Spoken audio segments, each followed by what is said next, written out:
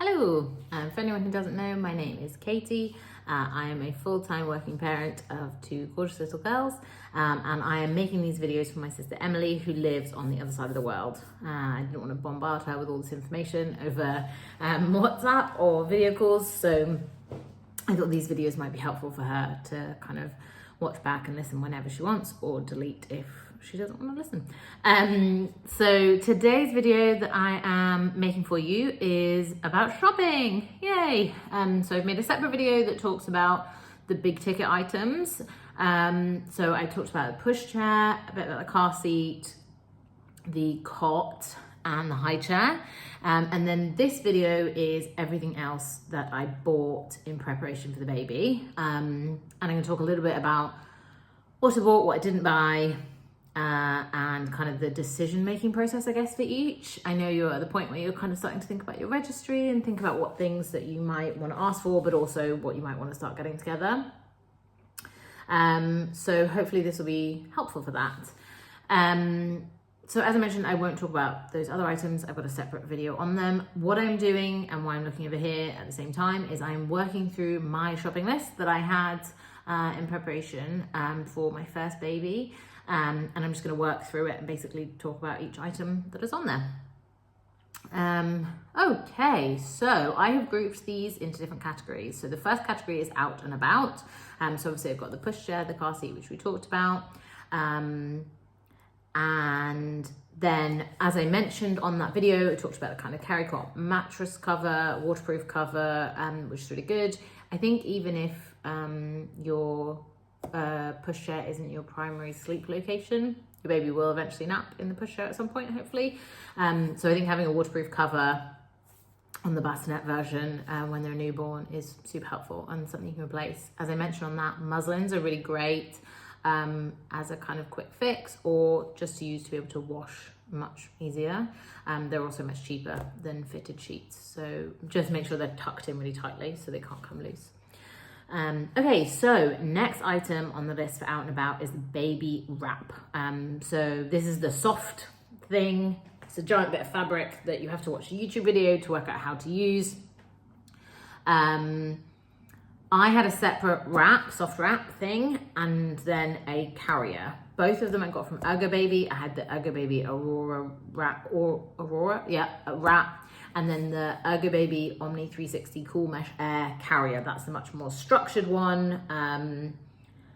And I found it really useful having those two as two separate items. Some people have just got one, and that kind of works straight away from newborn all the way up to however you want to be how long you want to be carrying them for. To give you some perspective, I still will put my 2.5-year-old, pushing 3 actually, in the Ergobaby carrier every now and again, and it's fine. She weighs about 13 kilos. Don't know what that is in pounds. And don't get me wrong, I couldn't do it for a long period of time because it's a lot of weight to be carrying around, but she is comfortable and she fits in it. So I found it really useful having two separate ones. One that I felt very much focused on that newborn stage because that I was very nervous about. I think the first time you kind of carry your baby hands-free, you don't go hands-free. You hold them the whole time because you are so nervous about them dropping out the bottom that you've not put the wrapping bit on properly. But I know that there's lots of different variations and people can choose. I found the wrap super, super helpful, super comfy. I got a the Aurora one is super soft. I wore it around the house all the time. Once I'd finally got to the point where I could get up on my own, carry the baby and go and do things. I was waking up quite early in the morning with the baby obviously. And so when she was about 2 weeks old, I would put her in the wrap so that she would get another couple of hours sleep. And I would go and load the dishwasher. I would do some laundry. I would walk around. I would tidy the house. I could do my hair. I could do my makeup if I was going to do that. Not that I did it often, but it was really comfy to wear all the time. And some days I would put it on in the morning and then just leave it on all day and just take her out. And it was kind of like just having a cardigan on. My first baby was born in February, so it was really nice to feel that she was really close to me and really warm. There was no kind of barrier.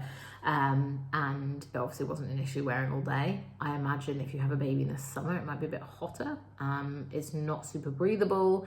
But as I say, given both my babies, so one born in February and one born in October, that really wasn't an issue. So would definitely recommend. The Carrier, the Omni 360 mesh, is amazing. As I say, I can still get my nearly 3-year-old in it now. You can have them facing you, you can have them outward facing, you can have them on your back, so you can put it on like as a backpack, which was really handy when I was pregnant with my second baby. I would put my older one on my back and then I could carry her. We actually now also have a like Osprey mountaineering backpack. We go up to the Lake District quite a bit and do hikes, and obviously come out to Canada to see Emily. And so in the summer we had that, and it meant we could go on a hike. We had the 2-year-old in the Osprey backpack, and then we had the, at the time, nearly 1-year-old in the Carrier, and we had her outward facing, turned around for her naps and things. I love them both. Not everyone feels the need for a Carrier. That's fine. We really found that the first 3 or 4 weeks, both of our babies wouldn't be put down. They wanted to be held all the time. And when I say all the time, I mean 24 hours a day. That means one of you always has to be awake because one of you is always holding a baby. I do a separate video on sleep and kind of how we manage that. But the wrap was super helpful for that in the day when you want to try and achieve things. Because even though they're so tiny, your arms do get tired. And then once they get a bit bigger, we found that we stopped using the wrap once she was maybe, I don't remember, maybe like 8 weeks old, maybe even 12 weeks, and then we switched to using the Carrier. I think we had both of them already, so it was an easier transition, but I think you could have them in the wrap much longer. I'm not sure the weight limit on that, but have a look. We got the Ergo Baby, but I mean, I've heard great things about the Baby Bjorn Carrier as well, and there's obviously lots of different wraps out there, and I think with the wraps, they pretty much all do the same thing. As I say, once you've learned how to do the fabricy bit, I think like definitely get whichever one you like. You're gonna wear it a lot, so you wanna be happy that you like it. One thing that I haven't actually got on this list, but Emily, you obviously know that I have, but I got a coat from Seraphine, which had a expansion section that would go over the top and the outside of the baby when they were in the Carrier.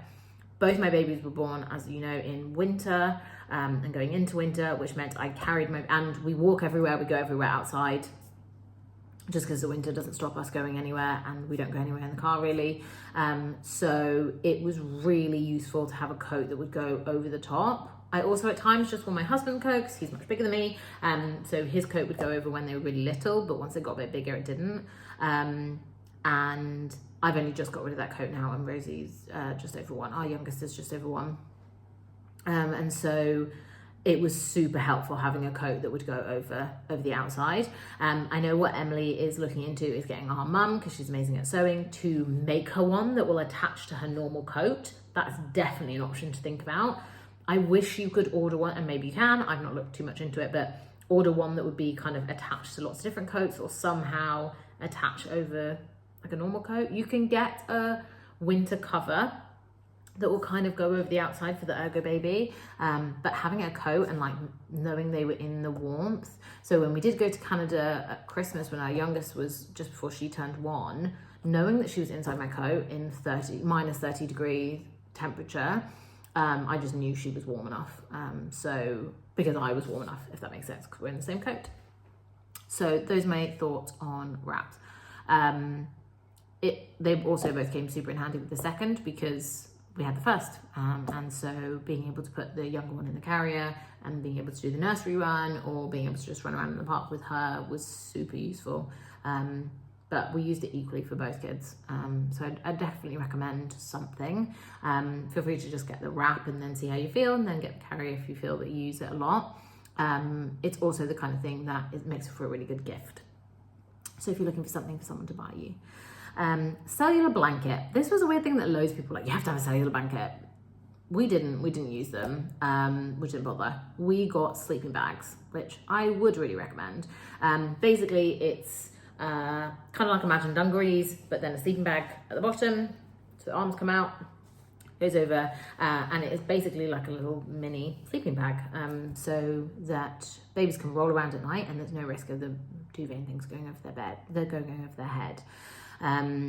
We got really good ones in the beginning that is called, so we got the Tommy Tippy Grow Bag, which I know there are other brands that do it as well, but basically one of the things that is a somewhat controversial topic, but I'm a big fan of, is swaddling. Babies have a reflux where they flail their arms, and it can wake them up.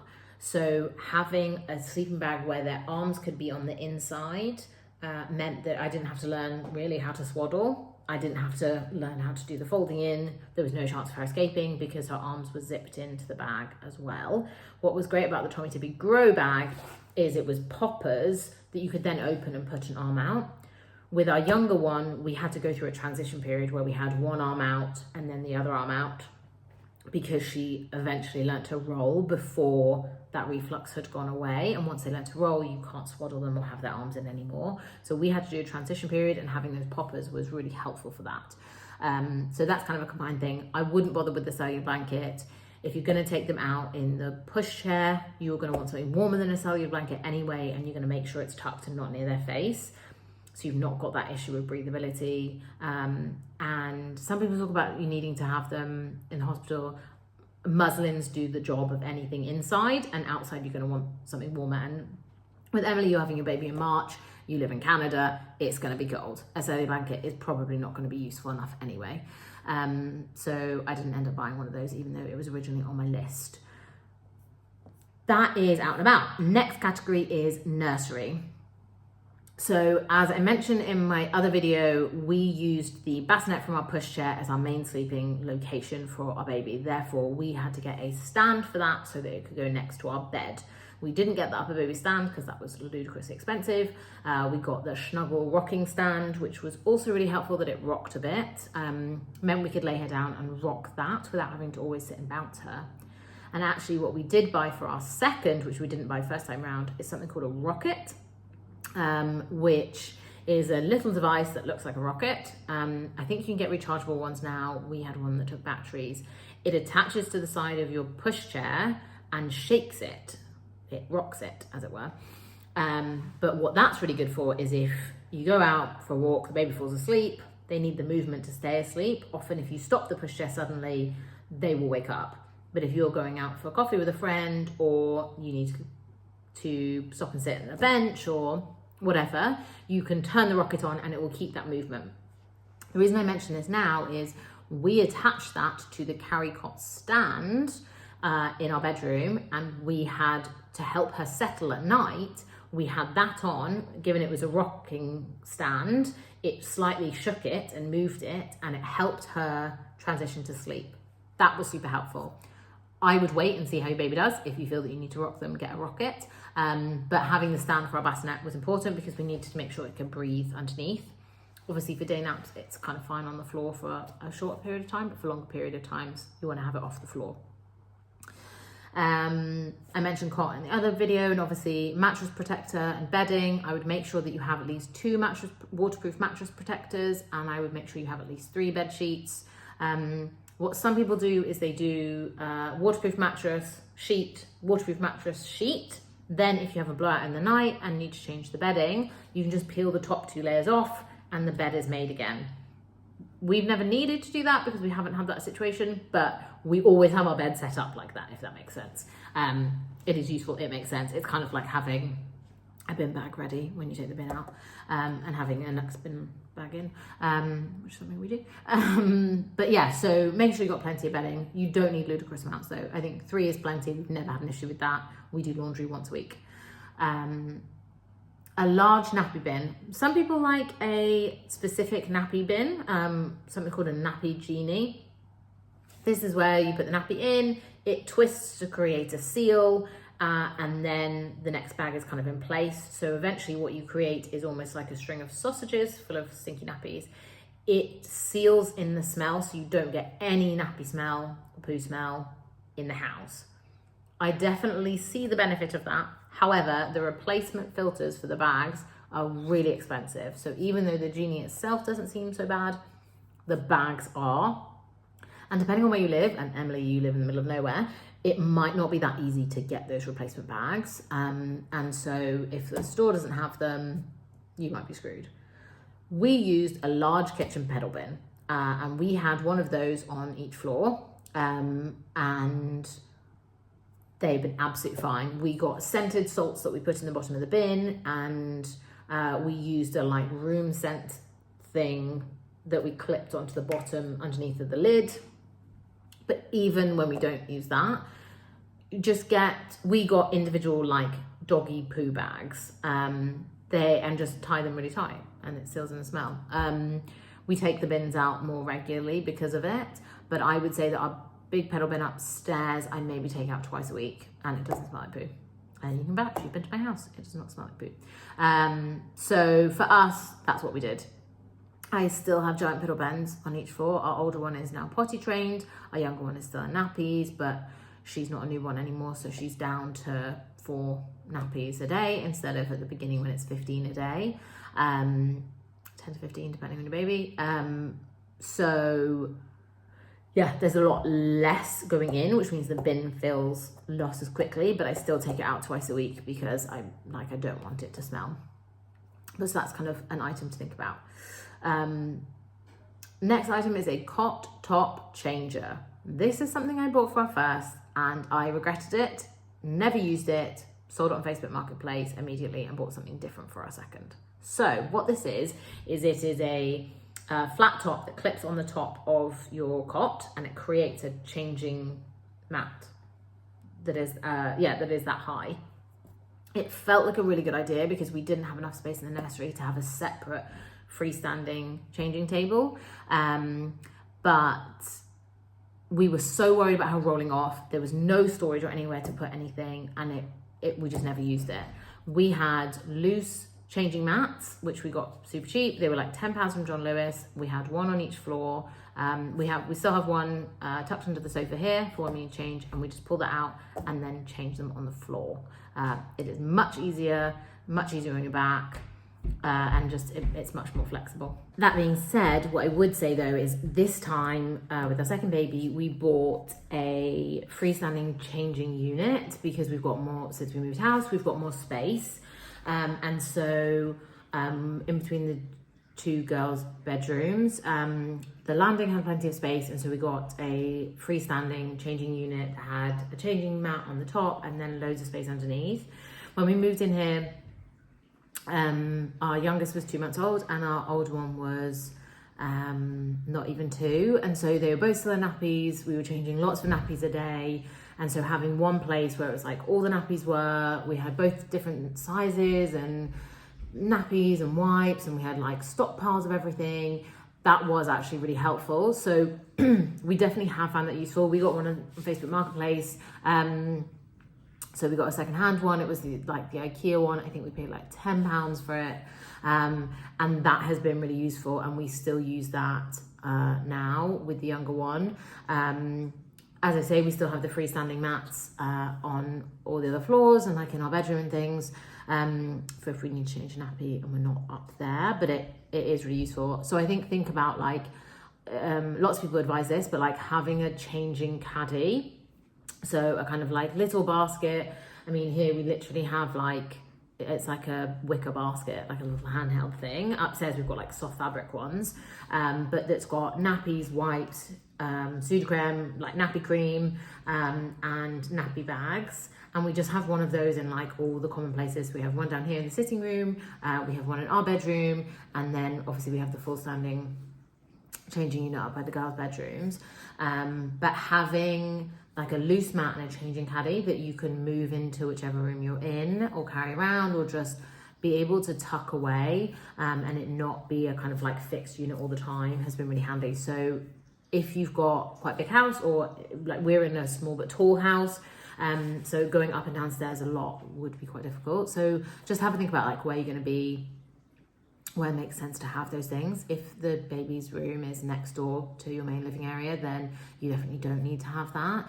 Or if you're in a flat, I know our brother who lives in New Zealand, they lived in a bungalow, so everything was on one floor, and they actually ended up having like the IKEA rollable trolleys that had everything in it, and they could just roll that into whichever room, which worked really well. So they only needed to have one set of everything, and they could just roll that round. So that obviously works. But also, if you're in just a flat or a bungalow where, you know, it's not too difficult to kind of go into the other room and change, that obviously works. So that's what I would say on that. Next is a baby monitor. You definitely don't need one of these before your baby is born. We had baby in the same room as us the whole time for the first 3 months, and then even then, with our first baby, we didn't nap her in a different room, and our house was small enough that we could hear her if I like went to the bathroom or whatever, or was in a different room. Whereas when we moved here, I definitely couldn't hear her from her room at the top. So getting a baby monitor, I would say around 3 to 5 months, depending on how you're gonna nap your baby and whether you're gonna nap them in a different room. The main things to think about is like whether you want it to have a screen and a camera, as in like a visual or just an audio one. There's so many on the market now, it seems silly not to get one that's got visuals, and I think that's really helpful, kind of provide that extra reassurance. I wouldn't worry about the ones that have got like extra sounds and all extra features. The only feature that I think is super helpful is that ours tell you the temperature of the room, so you don't have to have a separate thing for that. That's really helpful, and we found that particularly useful. So at the moment, it's winter, so it's starting to get quite cold, and so we can see when it drops below 16 degrees in the girls' rooms, Celsius that is, and then we know to go and put the heating on. So that is a really useful feature, but the features like it plays noises and sounds and things, we haven't found useful, because the next item on the list, which I'll come to in a second, but is noise machine, and I think that is worth having as a separate item. So on the baby monitor, we specifically wanted one that didn't work over Wi-Fi. This is so much down to a personal preference. Some people really like the idea of having one that runs on Wi-Fi. It means that you can have an app on your phone and you can check it at any point. This is also really useful if you use a babysitter regularly, or you're away from your baby, as in, you know, if say you leave the baby with your husband and you're out and you want to check in and see how the baby's doing, then you can do that from wherever. We really specifically wanted one that didn't run on Wi-Fi. My other half works in tech and was nervous about the Wi-Fi getting hacked into and people being able to access the data. I'm sure that's not a particularly common thing, but it just kind of feels like something that didn't feel like the benefits outweighed the negatives. So we have a BT one, which actually doesn't exist anymore. Some friends of ours have the Kodak Cherish, which also doesn't exist anymore. I think the technology moves on really quickly, so definitely have a look into different ones. But important things that we thought about was, so the camera is plugged in all the time, which is fine, but the monitor itself doesn't have to be plugged in. It has a really good amount of battery.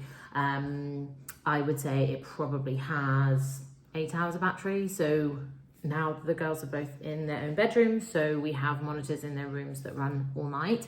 We plug them in overnight, but we have them on all evening whilst we're downstairs and not plugged in or anything. So it's got a good amount of time on it. It's got color camera during the day. It has two-way audio, so I can push and talk. I did that once. It scared the absolute living daylights out of our poor child, so won't be doing that regularly. But I guess a useful feature. And I can shift the camera angle from the monitor, which is quite useful. So if they move around the bed, you can kind of shift the camera based on the monitor, so that's quite useful. And as I say, we wanted one that didn't run on Wi-Fi. So yeah, baby monitor, not something you need to have at the beginning.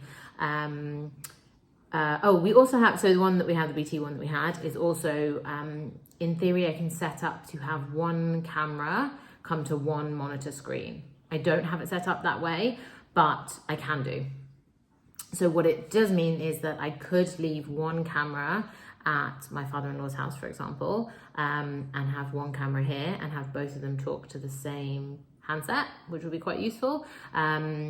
As in, so like I don't need to move the camera between, I can just take my handset, like my monitor down with me.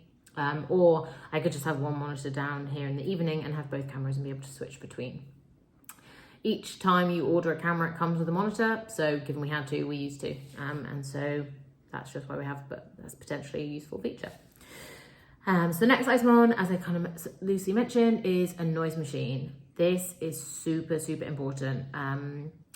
Being able to get rid of background noises for babies, it makes a really big difference for their sleep. So at the very beginning, before they are 6 weeks to 12 weeks old, they're going to sleep. It's fine. They will sleep through everything, and it's really important that in the day you don't keep quiet. Like, you want to do the hoovering, you want to have the TV on, you want to have people talking, you want to have background noise. So they get used to the daytime being a noisy period, and I'll go into more on that in the sleep video that I do. But at nighttime you want it to be quieter and things, but a small sudden noise, because you're not sleeping the same amount of time, could startle them. So by having white noise on, or we play the sound of rain or waves, it depends on what you want to do, but I find white noise itself a bit tinny, but you want some kind of consistent noise so that nothing is then sudden. We obviously live in central London, so we could have ambulances going past, we could have cars and motorbikes and all sorts of background noise. You obviously live in a much quieter place, so you may not have as much issue, but at the same time it may then be really quiet, and then if something does make a noise, it will seem even more stark in comparison. So having some kind of white noise machine or noise machine, I think is an absolutely invaluable piece of baby kit. We have Google Home at home, and I have Google Nest mini pod things in each of the girls' rooms. So at the beginning of the evening, I say, I'm not going to say because I've got my one here, but I will say, Google play the sound of waves. Just checking it's not going to sound up. And that will play 12 hours of wave sounds in their room uninterrupted. It's amazing. It's such a great feature. I never need to worry about it stopping working. As long as the Wi-Fi works, it works. We live in central London, so we never have an issue with Wi-Fi. That is what we use. That may not work. I don't know how good the Wi-Fi is where you are. I can't imagine that's a massive issue, but it's amazing. Really, really amazing.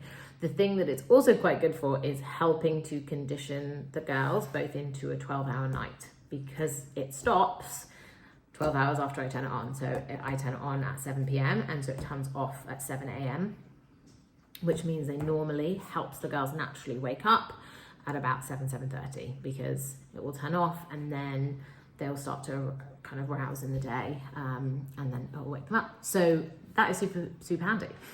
But either way, have something. That obviously works very well when we're at home. On the go, that doesn't work because we can't take it anywhere. What I do have though is a travel noise machine. I just got one on Amazon. I don't even know what brand it is. It's like one of those Amazon brands that you've never heard of. But it's amazing. The key feature to look for though, and we made this mistake with my first daughter, we got the Tommy Tippy little owl, which was great, but it only makes noise for 20 minutes and then turns off unless the baby makes a noise and then it turns back on again. We thought that was amazing, but actually the noise machine that we got for our second, I could set it for 30 minutes, an hour, or 90 minutes, or I could set it for continuously. And what that meant was I could have it playing for 2 hours, and that would help enable the baby to sleep for 2 hours. Like, to have that kind of consistency playing the whole time they're asleep is so much better than just having it for 20 minutes, because what I was finding is with our first, she would wake up after those 20 minutes because the noise had gone, or then a sudden noise would wake her up. And so she'd only maybe get like half an hour in her nap, as opposed to, 2.5 hours.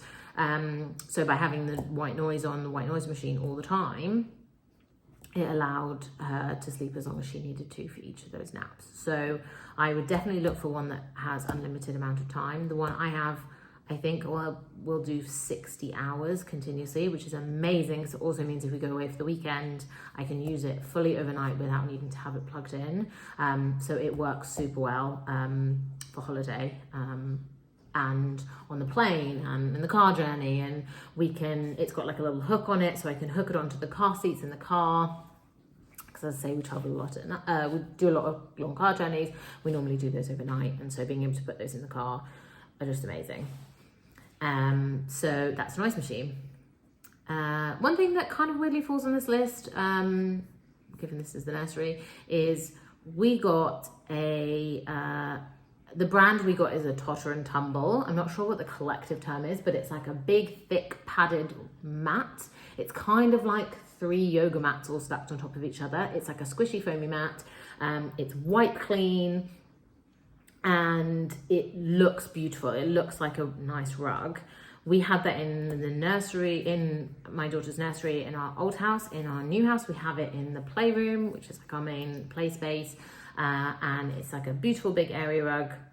And it means that when the girls were learning to walk or learning to crawl, they have a lovely padded surface to do that on. The Totter and Tumble is quite a pricey item. There's also the Snug Rug, which looks more beautiful. It's lovely and soft. Is easy to clean. We have a Snug Rug as well. The Snug Rug company, which I would definitely recommend. They're beautiful, beautiful soft rugs. But it feels like it would be less easy to clean. So with the Totter and Tumble, I will change their nappies straight on it because I can literally wipe it straight off, spray it with bleach, whatever. Or I actually have baby safe clean spray that doesn't have bleach in it, but it properly gives it a good clean. Whereas with the Snug Rug, if you were to spill something, you can clean it, but it's not necessarily quite as white clean. So I have a Snug Rug in the girls' bedroom for when they're playing up there. But as our main one downstairs, I have Totter and Tumble. At my father-in-law's house, we bought like what you would get in like a nursery or a daycare is like squares, like giant square puzzle pieces, and they're like foam. And I then can make however big of a mat I need. So I think I have 27 squares. And so that I can then make it to whatever shape we have in his sitting room. And then when we're not there, we can pack it all up and put it away really easily because they're just squares, they puzzle together and they just come apart.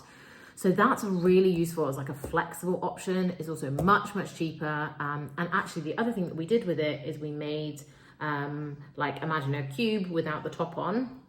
Made like 4 at the bottom and then 2 on either side, and it made like a little play pen, and we got ball pit balls and put that in that, and it made like a little ball pit for the girls, which was really fun as well when they were little. So those squares work really well as a more of a flexible option. So if say in your main sitting room you've got your kids playing there in the day, but then in the evening you want to be able to pack it away and not have kids stuff out, that works really well for that. But having some kind of soft padded floor covering that allows you not to feel like you're constantly having to catch them or watch them or anything. You've got a safe place to put them down is key. And that's kind of I guess a broader point or a bigger point to make is having safe places having a safe place in every room where you can put the baby down is so important. And that extends to in your bathroom.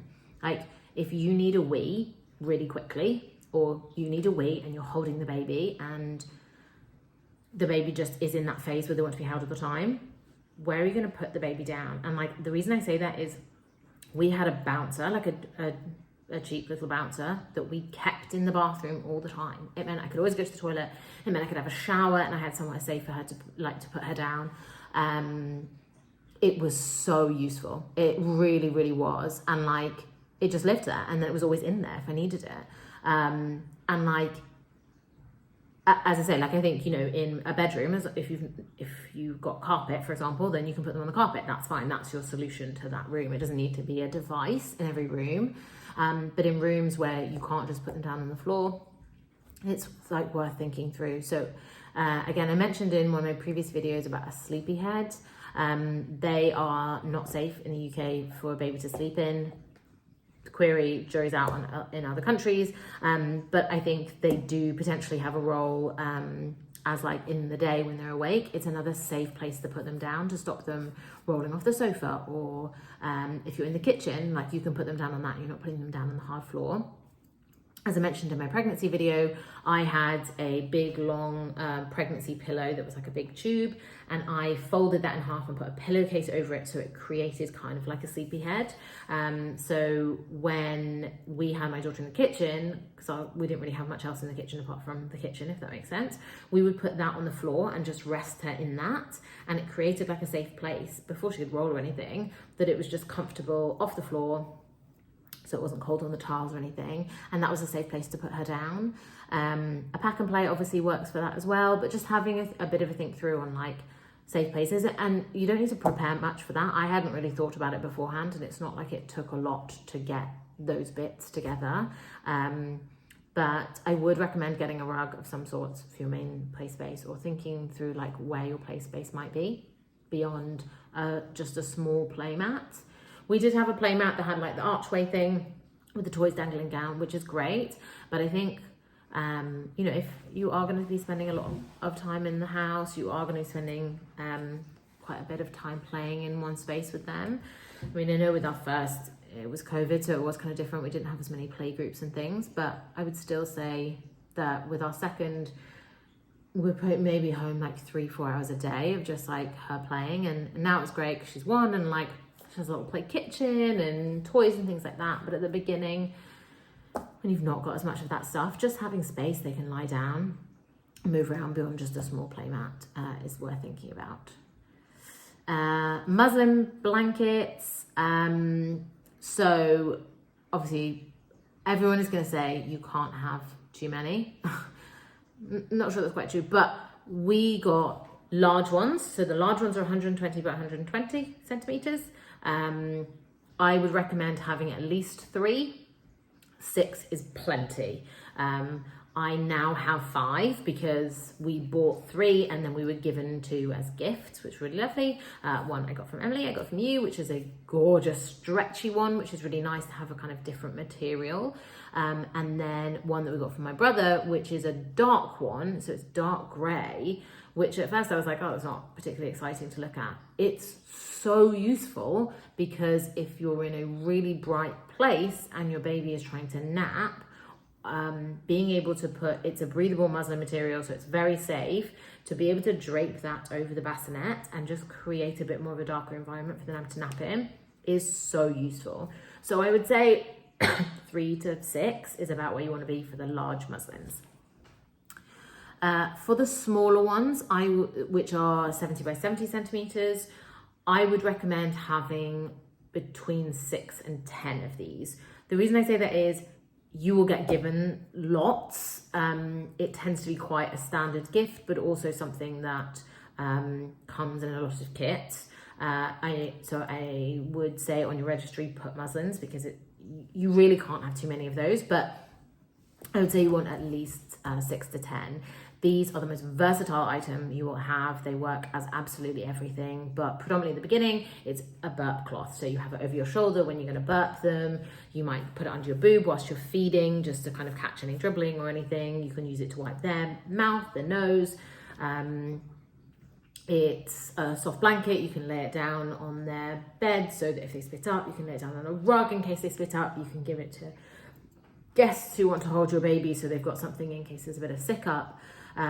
It works as a blanket, as a push. They're just so versatile.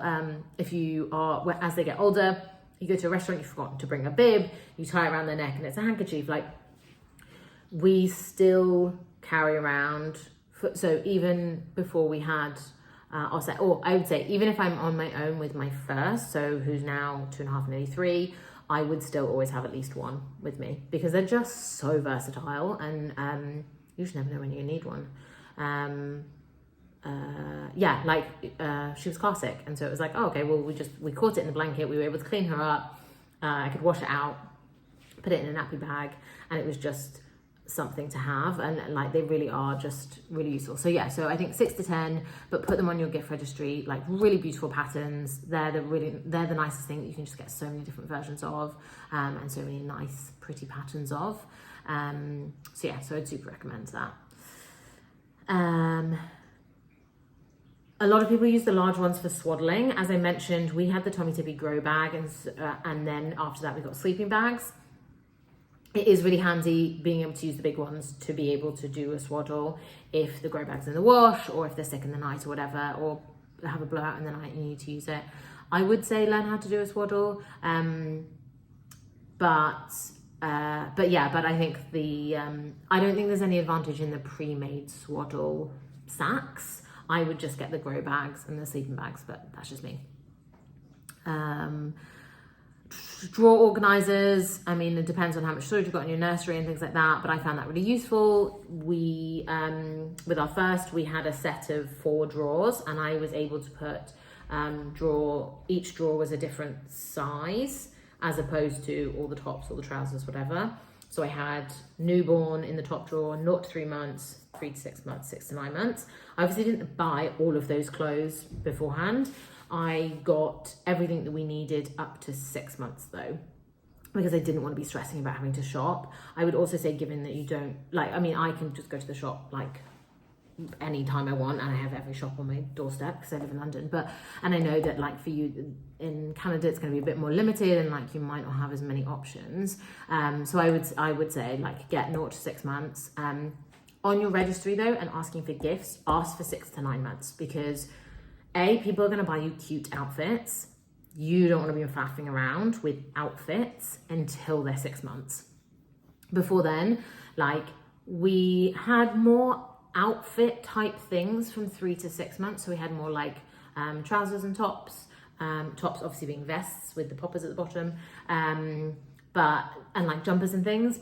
But up to 3 months, definitely just onesies. And I would recommend onesies with the zips. I'll get more into clothing in a sec. But having drawer organizers to be able to separate short sleeve tops, long sleeve tops, footy pajamas, onesie suits, socks, things like that, I found really useful. So I would definitely recommend getting some drawer organizers and kind of being organized with all the clothes, so you know everything is. You're going to be very sleep deprived. And if you guys are more, so me and my husband are very 50-50, very even, have been since the day our first daughter was born, and still are today. It's amazing. We really are, and I'm very proud of us that we've been able to do that. But organization is key to helping that happen, because it means that it's really easy to see where everything is. There's no, well, I know where the tops are, or I know where things are because I was with the girls during the day during my maternity leave. It's really foolproof. So he has no reason why he wouldn't know where anything is, and that helps him be more independent when he's with the girls. And now he's as involved in those things as I am. A black and white book. When baby's first born, they can't see in colour, they can just see big contrast. So having a little black and white book, again, it's a really nice thing to put on your registry and have somebody give you a gift. Memory box is always really nice. We actually got gifted one by one of our friends, which was really lovely. But a baby book or a memory box of some description, I would recommend getting beforehand. It's always nice. And then ink for footprints. We got a little ink pad, so we did footprints for both the girls in their first couple of days they were born. I'd really recommend doing that because they're never going to be as small again. It's adorable. Okay, so that was all the things I got for her nursery. Next up is the bathroom / bathing. So I needed to get a bigger pedal bin for the bathroom. We just had a really little tiny one. I got a medium-sized one, a sort of 12-litre medium-sized bin, so then nappy changes and things could go in there and it wouldn't fill as quickly. Also, we used cotton wool to wipe her bum and to do her bathing at the beginning, which was kind of recommended. So having a larger bin, so we weren't having to take that bin out every day, was really useful. So that was kind of the first thing. The next thing is a hooded towel. We got an amazing thing called the Cuddle Dry Baby Towel. I would definitely recommend. It basically is a hooded towel for the baby, but it has a apron thing that goes over your neck and poppers, so that you wear it like a giant apron. You can take the baby out of the bath straight onto your chest, lift the bottom half of the towel up, put the hood over them, hold them into you and keep them warm, and then you unpopper the poppers around your neck and you can wrap them up and then lay them down on the mat. It was so useful. Now they're bigger. I throw half the towel, they're in like a full-size towel. I throw, I guess, a quarter, a third of the towel over my shoulder and pull it open in that same apron style. But that's because I don't have to be holding the baby. Like they're now, obviously they can sit in the bath on their own and things. But at the beginning, if you're having to hold the baby in the bath, which is what we were doing, you then don't have a free hand to grab the towel. So having this apron thing was amazing. Definitely get that on your registry or buy one yourself. It was super, super useful. We also had some just normal hooded towels. We got some Aiden and Aeneas, which I would definitely recommend as a brand for lots of adorable things like muslins. And we actually got the baby washcloths from Aiden and Aeneas. We got 2 hooded towels from there. And obviously they're gorgeous and lovely, but just from a practicality point of view, they're just, well, I just never used them because I wanted this apron element. And so, yeah, I cannot recommend it enough until they outgrow it. Super, super useful. Baby bath. We originally bought the Snuggle baby bath, which looks like a bucket that's higher on one side and lower on the other. For the very newborn bit, I loved it. You fill it up a little bit and you put them in it and it basically holds them upright for you. So you still hold them, obviously. You still have your hand in and you're holding them, but it keeps them sat upright. And so you can put a really small amount of water and then kind of splash them on it, put a wet washcloth on it and kind of pour the water onto the cloth to kind of keep them warm. They're only in the bath at that point for like 3, maybe 4 minutes. Like they're not, you're sitting in and you're washing them. And it really is like a short experience. And so I found it really useful to have that shape to keep them upright. What I would say though is at about 6 weeks, maybe 7 weeks, it was already a bit awkward. And so we then ended up and we actually originally bought it because we were going to stay at my parents' house and I wanted something that we could leave at theirs. As you will hear from this video and some of my other ones, like I like to have everything that I need at my in-laws and everything I need at my parents as well, because we go to both those locations all the time and I would genuinely have to take my whole house with me every time. So given that those are 2 locations we go to all the time, I find it really helpful to have versions of in those locations. So what we got was this pop-up. It looks like a bath, like an adult-sized bath, but miniature. I would say, that's obviously, I appreciate not very helpful, but I would say it was maybe 2 feet long and it like popped down flat pack or popped up like a rubber bucket type thing.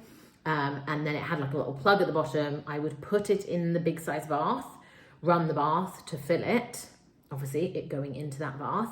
And then I could take that bath out and bath her on the bathroom floor, or I could leave it in the bath and just bath her, but in a mini bath, so I didn't need to run a whole bath's worth of water. I found that super useful. And so with our second baby, we didn't even bother with the Snuggle baby bath. We just used the pop-up bath. So I guess what I'm saying is I would recommend a more bath-shaped, bigger bath because you'll get longer use out of it. And we were using that for our first, the pop-up one we used until she was, probably like 8 or 9 months. Because it was ideal because she could sit up in it, but also she, as I mentioned before, and obviously Emily, as you know, she was quite small. She was only 30th percentile. So she kind of comfortably could fit in it and I could lay her down and things. And it meant I just didn't need to fill a whole bath each time. So it was super easy and much easier to clean. So I would recommend a bath-shaped bath. The other thing that other people have had is something called like an angel bath, which is basically that and many others, is a device you can put in a full-size bath that kind of holds them in place. Each to their own. It really is. I never had an issue holding my children until they could sit up, and then now they bath together, but Once they got to 8 or 9 months, once they could comfortably, safely sit up on their own, I then transitioned them to a full-size bath where they could have lots of toys, and it then became part of the bedtime routine, and it's an enjoyable experience. I would say they spend maybe 20 minutes in the bath now, and it's kind of a whole thing. They have toys and they love it. But if you're only doing a 3 or 4 minute bath, to run a full-size bath, particularly in winter, we just found that it was so slow to run a warm enough bath. It just took forever. So having a smaller one just made it much easier, much quicker to fill. And it meant that I could then pop it down, flat pack it, fit in the car much easier, so we could take it to wherever we were going to go. So I did find that super useful. Something I thought I was going to need, but have never ever got around to buying, here we are nearly 3 years later, is a bath kneeler, which is something for your knees. It probably would have been more comfortable if we'd have bought one, but we just rolled a bath mat up, and that's been grand. So we just kneel at the side of the bath whilst the girls play in the bath, and still do, and that's fine. We did though get a bath thermometer, which was really useful. We got the Skip Hop Moby floating thermometer, which was really good. So it just floated in the bath, and it was green if it was the right temperature, red if it was too hot, blue if it was too cold. Really, really useful. I would say I used that every single time for the first 6 months, and then I got the hang of knowing what the bath should feel like. And to be honest, I now just have ours preset to the right temperature, so I know I can turn it on, put the plug in, and it will run it to the right temperature, which was very useful. But I did find that really useful, but don't spend too much money on one. Another thing that we thought that we might need but didn't end up needing was a shampoo rinse scoop cup. I just have a plastic cup, and I use that, and to be honest I can dunk them under the water now and they are fine. One thing that I did buy which I had such wonderful intentions at the beginning that I wasn't going to use. So I was saying before that when I changed nappies, for the first couple of weeks, I used cotton wool and warm water instead of wipes, each their own. It's recommended by the NHS to do that for the first couple of weeks, so that they have nothing apart from warm water on their bottoms. I then was going to move to using wipes, and I did, to be fair. So they are, I bought these ones called Cheeky Wipes, which came in a pack of 25, and they're like little squares of flannel material basically, but like really little. The idea was to dip those in warm water and then use them on their bums. What we found that with our first is that it was making her bum too wet, and so she was getting nappy rash all the time. When we switched to wipes, we originally switched to water wipes, which is a very well-known brand. Great because there's very little in it, but again we found them too wet and she was getting more nappy rashes. So we then switched to Pampers, which were much drier wipes, and the kind of problem sorted itself out. But what we have found though is those cheeky wipes are super useful for so many other things. Obviously I have like boiled them within an inch of their life, so it's very safe that I keep reusing them, but I now use them to wipe the girls' hands and faces after they've eaten their meal. I use them in the bath, so that they can have a clean washcloth every time they have a bath, because I've got 2 of them every day. If I would just be doing so much laundry. So those I use for that. I mean, I use them for myself, like to remove makeup and stuff. Like, they're amazing. So I would recommend getting some kind of multiple reusable cotton wool pads or wipes. They just mean you're not kind of throwing away everything all the time, because otherwise it really does add up how much you do. I mean, don't get me wrong, I go through a lot of wipes when we order them in bulk, because when you've got pooey nappies and things, you don't want to be trying to use reusable flannels that you then have to put in the wash. But I mean, maybe you do want to, but I found those just quite useful as a versatile element. The one thing that I would say though that I wouldn't use the reusable ones for, and still would use cotton pads for, is if I have to clean the girls' eyes. I use 1 pad per wipe, chuck. 1 pad per wipe, chuck. Never cross-contaminate eyes, and never use it for more than 1 wipe. It sounds super wasteful and it feels super wasteful, but it is so important to be really careful with their eyesight that I felt it was worth it. Okay, so that is bathing and bathroom, everything that I had. Oh, actually, no, the last thing I had is a bathroom basket. I got a Risatorp thing from IKEA, which fundamentally is just a metal basket with a handle. I love it. It just has all of her bath stuff in it, because in our old house we had one bathroom we all shared. Being able to have her toys, her moisturizer for after the bath, so things that I haven't included on this actually are things like baby bath soap, moisturizer, nappy cream, that kind of stuff. Look at the brands, look at what's in it, make a call on how organic you want to go. We have lots of different brands in the UK. I'm not sure what kind of brands that you'll have in Canada, but I try to go as natural as possible, as organic as possible, and as few ingredients as possible. I love Dove, I think it's fantastic, and also Child's Farm is one that we have here in the UK, which I really rate as well. I got a head to toe wash. I still use the same head to toe wash with my nearly 3-year-old. It works as shampoo, as body wash, everything. It's really gentle. I put it in my own eyes to check to see how it would feel, and it was fine. So now I have a basket each for each of the girls. It has their toothbrush in it, it has their toothpaste, it has their toys in it, so that they don't need to live in the bath all the time, so that we could go in and shower and things. The thermometer and everything, and it just keeps it all organized. So again, organization I think is key.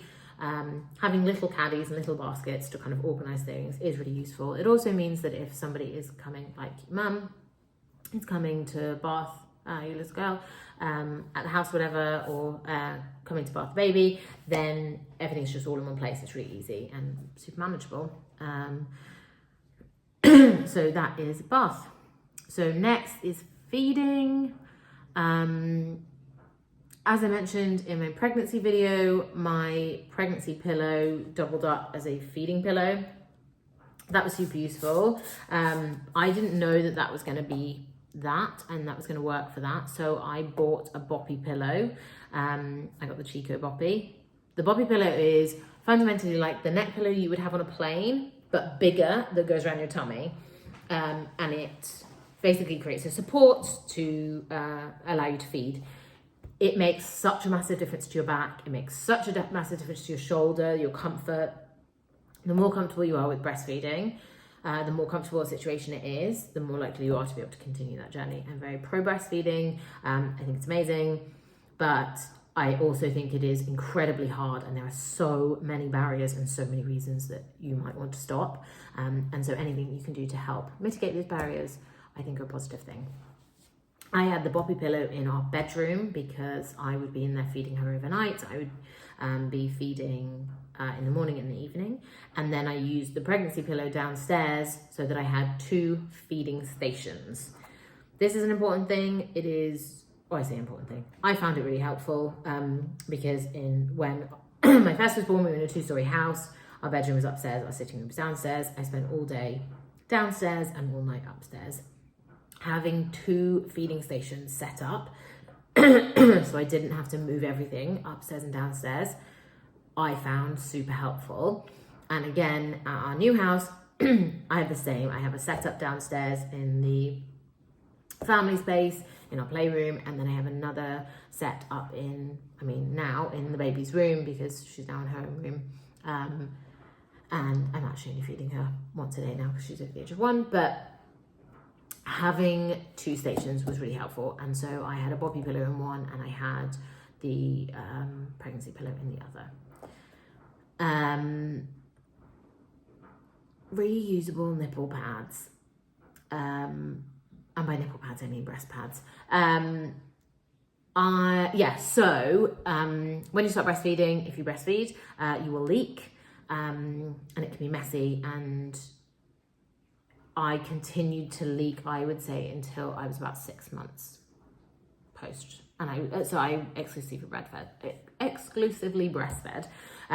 So lots of time breastfeeding, lots of leaking. It will ruin all your tops. And especially if you get sore nipples and end up using barrier cream on your nipples and things, that will also stain on your tops. So I got these reusable breast pads, which are like big cotton pads, reusable ones that go in the washing machine. They are amazing. I actually got them in the bump box that you sent me, Emily, and I think it had 4 pairs, and they were amazing. You can definitely get them on Amazon, but yeah, they're fantastic. I had them in every single day, and then we chucked them in the wash, and were brilliant. I did end up buying a box of disposable ones just in case I needed them, and I just found they weren't as good. They shift around a lot more. It's kind of like having a pad on all day, so they just weren't as breathable as the reusable ones, but they were fine. But I would recommend getting some reusable ones if you're planning on breastfeeding. A breast pump, I'll talk more about in my feeding episode. On my breastfeeding one, so that's fine.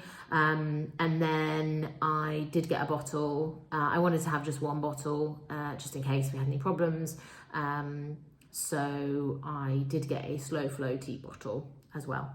I'm not going into too much detail on that because I'll do a whole separate video on breastfeeding. We'll go into more detail on that. But reusable breast pads is something you can put on your registry, which is why I mentioned it.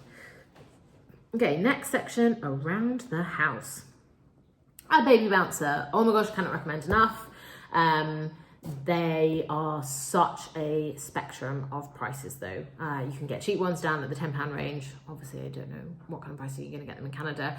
But then you can get all the way up to the Baby Bjorn, which is like 150, or the Mama Roo or something, which is like £400. They all have different features. They all do different things. The hardest thing to know is you don't know what your baby is going to like until your baby has arrived. Some babies aren't content unless they're moving the whole time, in which case if somebody had at that point given you a £400, said it's £400 for the Mamaroo, you'd be like, yes, I would spend £400 to get to sleep. The same with the snooze pod, I think it is, which is like £1,000, which is like the little bassinet pod that moves and rotates and slurs and stuff. Like, if your baby doesn't sleep unless they're in that situation, then yes, buy that. But wait until your baby has arrived, because if your baby is chill, sleeping on nothing, or happy in their pushchair, or happy in their bassinet, you don't have to spend that money. I would recommend it. Nothing worse than having spent that money and then they don't like movement, and you've then spent that money for them not to like it. So we got I would say low tier bouncer. We got it as a gift, so I would recommend putting this on your registry. We got a Fisher Price one. It basically had a slight bounce to it that the baby could do themselves, or you could do by pushing your foot, and then it had a vibration setting. We found that with our first, the vibration setting was magical at shimmying out a poo. If she was feeling constipated at all, we would put her in the bouncer and we would turn the vibration on, and it was just enough movement to shimmy the poo out. Not as effective with our second. She didn't really like the vibrating setting, but she still liked it and bounced around on it. And I guess even that demonstrates the difference, that like some babies are going to like some stuff and some babies aren't. So we got, relatively cheap one. There's so many on Facebook Marketplace. Obviously I live in London, which helps, but I think like it's definitely worth having one because it's a safe place to put the baby down. It creates a bit of bounce. Super useful, like for when you're having dinner. With our second, that was the time she was in it most, was when we were trying to have dinner, or like in that early evening once we put the other one to bed. But yeah, I would definitely recommend a bouncer. I think they're super useful, but I don't see what the bigger, more expensive ones bring to the party, apart from aesthetic. And I think at some point you have to accept that kids like colour. They don't like plain brown. A few toys. You really don't need many toys. We had barely anything. I think we had 6 toys in the first year of our baby's life, and she loved it. It was fine.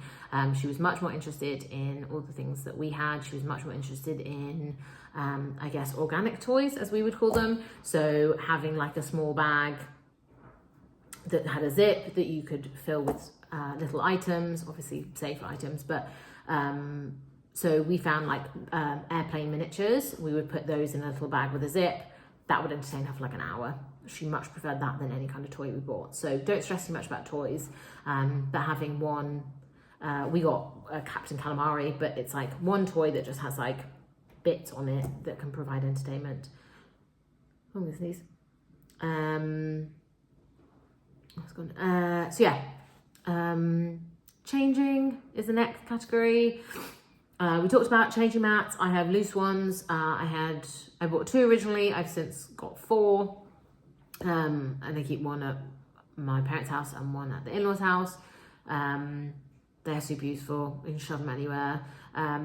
With my first, our main changing space was on our dining room table. We just put the changing mat on there with the caddy and it was grand. So as I mentioned before, but yeah, definitely get a caddy that's just got all your bits in it. The other super useful thing that we had is a folding changing caddy for on the go.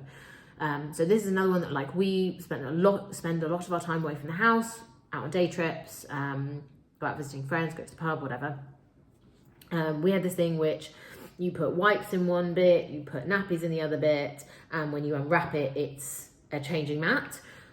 When you go to pubs and restaurants, while they may have a changing mat, I'm not convinced how often they clean them. Being able to put your own mat down just gives you that comfort that it's nice and clean. I also had my first baby in lockdown 3, and so parts of COVID. A lot of places don't have baby changing, so being able to put that down on the floor of a pub, put it down on the grass in a park was so useful. I would 100% recommend getting one of those. I've got a little one actually, Emily, that I'm bringing for you when I come and see you at Christmas. But yeah, really useful, really incredible item. I still use it every day, my main changing thing, and I wouldn't leave the house without it. Nappies, obviously, I would get a few different brands, and I would get newborn and size 1, but don't buy too many of any of them. Assuming that you can get access to nappies relatively easily, I would get maybe 80 to 120 nappies at the beginning. So maybe having 80 newborn and 80 size 1, and maybe that 80 is broken down into 2 different brands. So we got a supermarket own brand, and we got Pampers, just so that we could see the difference and just see like kind of where the costing would net out. But that meant that we had a couple of weeks worth of stockpile and wouldn't need to go shopping the next day, but we kind of could try out a few different brands and a few different sizes to see what works before we then committed. I now buy, I mean, she's now 1, but once she got into size 4, so that must have been when she was sort of 8 or 9 months, I now buy in bulk and I buy a month at a time. I wouldn't recommend buying more than a month at a time because you don't know when they're going to size up. So yeah, so that's how much. Same with wipes. Again, I bought 1 pack of, I think, 4 different brands. So I had 4 packs in the house, and then tried them out. As I said before, we had some issues with some of the different brands, and we made sure that we tried each of the brand as well to see like how soft it felt. We found that some of the supermarket own brand ones just weren't as soft. So worth kind of trying. A wipe dispenser. Loads of people talked about getting like a heated wipe dispenser. We never bothered. It kind of wasn't worth it. What we did get was these refillable wipe pouches. So it's basically kind of like a little Ziploc bag that you put the wipe pouch in, and then it has like a top, which was really good. We attached that to the outside of the pushchair, and it just meant that it was really easy to access wipes on the go. But I genuinely have never needed a wipe dispenser. I think the brain power it would take for me to refill it and replace it just is more than I ever would need to hassle with. And a heated one, I get where they're coming from, but I would just use warm water if I was worried about the wipes being too cold, as in just like warm water and a flannel, or warm water and some cotton wool. So yeah, I really just don't think that's a big deal. A nappy bag, yes, so important. There's loads of videos on YouTube as well about kind of different nappy bags. We wanted to make sure that we used a gender neutral backpack. So we wanted one that both of us would feel happy taking out, so nothing too handbaggy.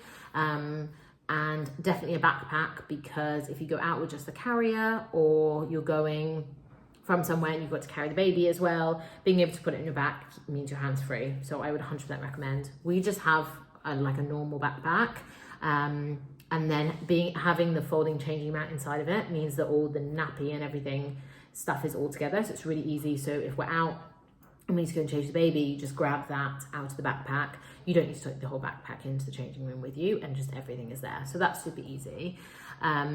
So yeah, thinking through what kind of bag. I think the other thing is just by using a backpack we already had, we weren't kind of having to spend lots of money and commit to something until we kind of knew how we used it. I think also if you end up formula feeding or using bottles at some period and stuff, you might want a bag that's got space for that and that's got kind of thermal pockets which keep the bottles warm and things. So I would say just have, like, start off with, you're not going to be doing like loads and loads of day trips.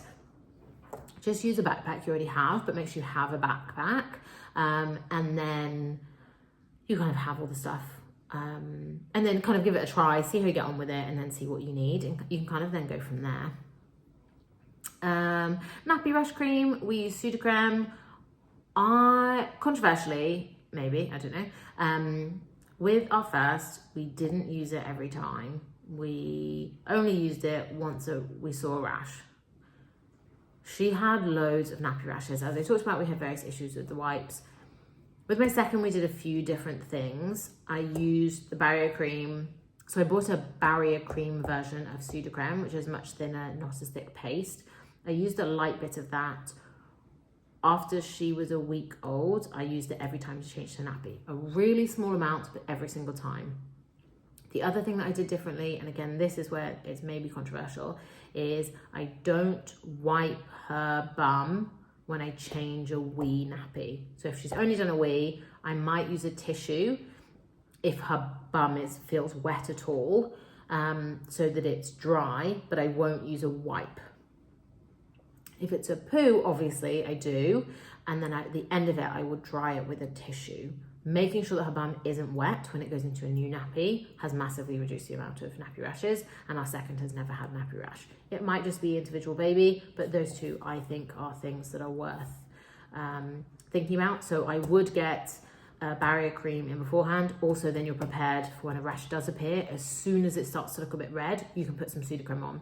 There's lots of different brands. Sudocrem's just the one that we've always used. Yeah. Okay, I was going to go into clothing on this video, but I think I'm going to do a separate video on clothing specifically because this video is getting way too long as it is. The last few bits is health. So an ear thermometer. This is super important. I say super important. We found it really important. We wanted a really good in-ear thermometer. We got a Braun Thermoscan 7. It was expensive. It was about 50 quid, but it's the thermometer that the doctors would use. It's a super accurate reading. It has color, changes color depending on the age they are. So it will go green if they don't have temperature. It will be orange if the temperature is a bit high, and it will go red if it's a high temperature. Based on the age, it basically takes out any guesswork, and if it's red, you call the doctor, and that it just makes it the easiest decision-making process. So we got that. I would definitely recommend getting a good proper in-ear thermometer. Super important. A nose aspirator. This is the grossest bit of kit that we have. It is called the nose feeder. I strongly recommend it. My other half will not go near it with a barge pole. I have to do it every time, but it is magic. The girls hated it at first, but once they realise its true power, they are in love with it, and now both of them are absolutely happy having it. It is really disgusting. It's a little pipe that you put your one end in your mouth, and it goes to a little pipe, and then there is a tube at the end. You put the tube up their nose. It has a filter. Query what that filter is doing, and then you suck at one end, and it sucks everything out of their nose into the pipe. It doesn't go up the filter. None of it goes in your mouth, but it clears out their nose. When they're little, they obviously can't blow their nose. Our nearly 3-year-old is just learning how to blow her nose. Now, I would say from about 2.5 up until then, they don't know how to blow their nose. You can't get it out of their nose another way. And if it stays in there and crosses over, it makes it really difficult for them to breathe, and they can get really upset, obviously. Having a nose aspirator is a key bit of kit, and I found the nose feeder super effective. The other thing that we got is a nail kit. You have to cut babies' fingernails way more often than you think, because as soon as they get ever so slightly long, they scratch you and it's really sore, and can be really painful. They can also scratch themselves, which is really bad. And if you're breastfeeding, they will claw apart your chest and it's a nightmare. We use little nail clippers, so I bought this little nail kit. I got one for my oldest one that looked like a little owl, and I got one for the younger one that looks like a little whale. And it has, a little nail clippers and a nail file. A lot of people have talked about an electric one. So there's a really good one that you can get on Amazon, which is like a little buffer, and it's electric and it spins, and then you just buff the nails. That sounds like a great bit of kit. I didn't buy one, but I think I can understand why people would want one of those. Much easier. Cutting babies' nails is really stressful. I have cut both my girls' hands. I remember when our brother was telling us about the first time he cut his little boy's finger. It's really traumatic, but it was also £3, and things happen, like they're fine. Do you know what I mean? Like, it was a bit of a nick and they're okay. And now, like, the girls are a bit older, they're happy for their nails to be cut. But yeah, worth thinking about whether you want to go for like a little nail cutters or whether you want to go for the electric thingy. I think the electric thingy sounds really good, so I'd maybe recommend that. The other thing that I would definitely recommend, which isn't necessarily on everyone's list, is a cradle cap brush. I feel like cradle cap used to be a thing, and then every now and again you see a baby with it and it feels really rogue. And I don't know if that's because everybody uses a cradle cap brush and doesn't really talk about it, or it's just not as big of a thing anymore. But the special little brush that every time I would bath either the girls, I would go around in circles like this and basically buff their hair, buff their head. I originally thought that that's maybe why my oldest didn't really have a lot of hair, because I was buffing it off, but that is not the case because my second one has loads of hair. But it basically stops them getting cradle cap. They can also get cradle cap in the eyebrows. It's just basically like a build-up of skin, right? So I also would just go because it's such a soft brush, ever so slightly just go over the eyebrows if it looked sort of crusty at all after the bath. So yeah, I used the cradle cut brush until the hair was long enough to need a hairbrush, and then I just got them a Tangle Teezer, like a normal hairbrush. You can get nice soft baby ones, but I have found that for my two, a nice soft hairbrush was more of a nice thing for them to play with, more than anything effective. But it's a nice thing to put on the gift registry if you want someone to get you something nice and small. Okay, that is all I'm going to cover. The other two sections I said, I've got clothing, obviously, which I said I'll do a separate video on, and then all the things I needed for postpartum, but I will do a separate video on postpartum and everything you need for that, because this is the world's longest YouTube video.